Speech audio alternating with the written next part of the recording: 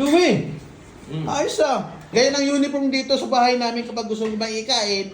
Ganyan dapat. Naka-polo, naka-pantalon. Para makalibre sila.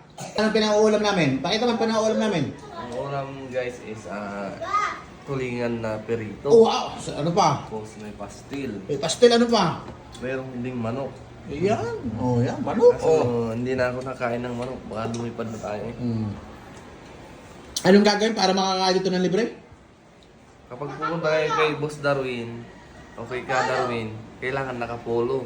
Hanggat maaaring puting polo eh. Oo. Hindi ganitong polo. Oh, tapos? Wala lang akong puting ngayon. Kaya ganitong isuot ko. Tapos? Ang pang-ibaba, black pants din. Oo. Huwag din yung baong, huwag yung tularan to kasi wala talaga akong may suot ngayon. Kasi gutom na talaga ako. Oh, yun. Maliwagan nga kung sino gustong kumain. Yung mga gustong kumain, kapag umaga pa lang, nagluluto na sila ng almusal dito. Maraming salamat.